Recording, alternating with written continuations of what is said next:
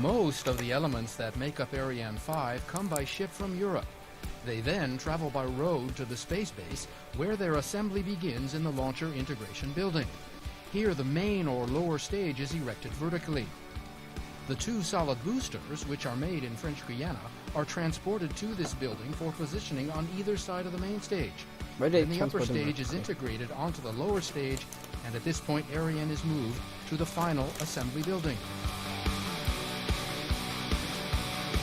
The satellites arrived by plane. Thor-7 came on February 20th and Sicral-2 on March 4th. Satellites also follow a preparation campaign. It is carried out in parallel with assembly of the launch vehicle not far from the launch pad in facilities dedicated to satellite operations. Preparation includes weighing and testing by special teams in clean rooms. All satellite systems are checked, everything from electric cables to solar panels.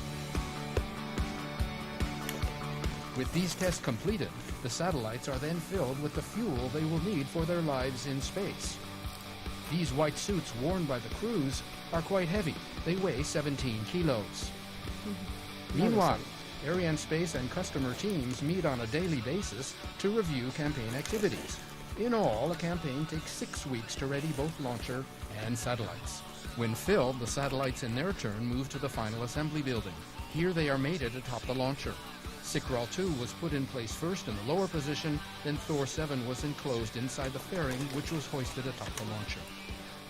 The day before launch, the launcher rolls out to the pad. Here, Ariane-V awaits the final countdown and the start of her mission.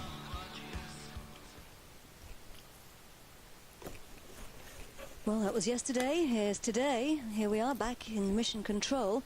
And as you heard earlier, I mentioned that the base is a pretty huge place. It covers nearly half the size of Rome, and there are so many different facilities here, mainly the launch zones, satellite facilities, and a whole range of other buildings.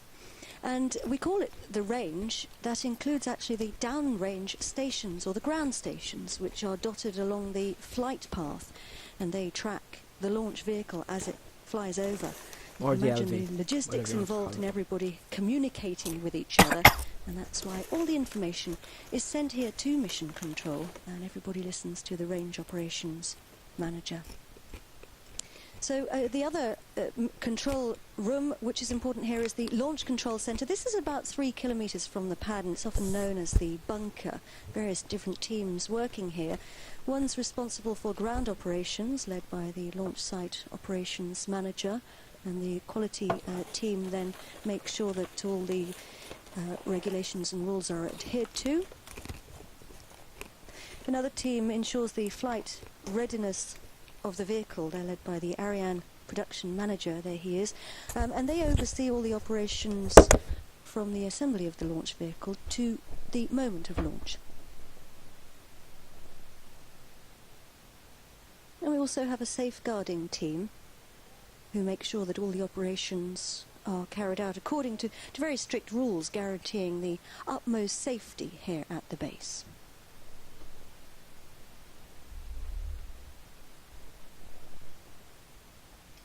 About a minute ago, the computers on You can see the LV once again. control sent the liftoff time to the computers on Ariane.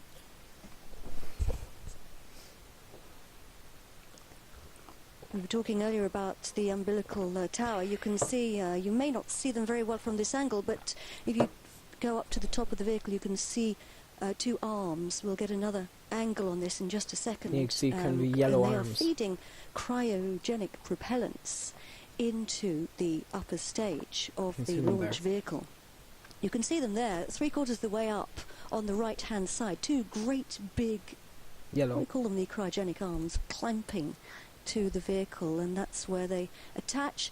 The cryogenic fuel is actually incredibly cold, minus 253 degrees for the hydrogen and minus 150 for the oxygen. We have to keep them that cold in order to maintain them as liquids. And they do tend to evaporate, so we keep those arms there right until 7 seconds before launch, and we disconnect them just before launch. You'll see them dropping away. The folk here going outside now to view the launch from the viewing station. Cameras 1 minute, 18 You'll seconds. see a 7-second delay between the initial ignition and liftoff. That's because we'll be checking the Vulcan engine before we À light the tous des boosters. DDO, attention pour moins une minute.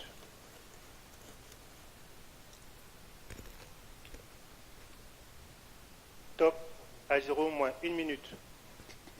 1 minute to launch, and we are live at the Guyana Space Center. We are orbiting Thor-7 for Telenor and built by Space Systems Loral, and Sicral-2 for Telespazio, and the French and Italian Ministries of Defense, built by Thales Alenia Space. Our very best wishes to everybody involved in today's launch.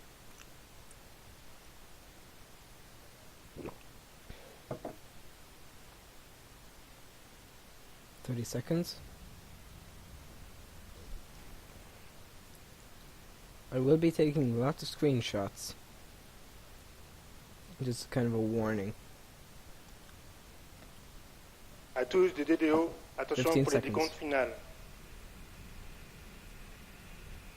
10, 9, 8, 7, 6, 5, 4, 3, 2, 1, top.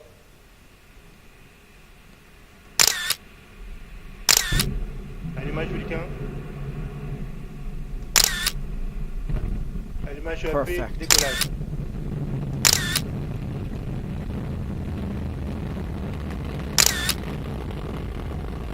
That is perfect. Well, now we've lost sight of it almost immediately. Hopefully we'll get some views back.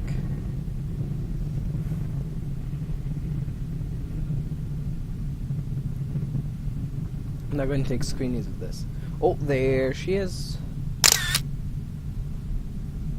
There she goes. You can mainly see the flames of the boosters. La propulsion est nominale.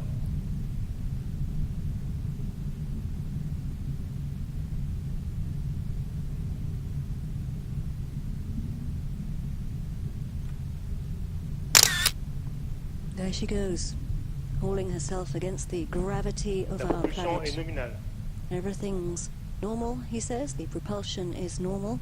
We Not broke pretty much. the sound barrier at 48 seconds after launch and went into Mach 1. Or past Mach 1. And we're only now getting the sound here at the Jupiter Control Center as she flies over. I can feel the ground shaking.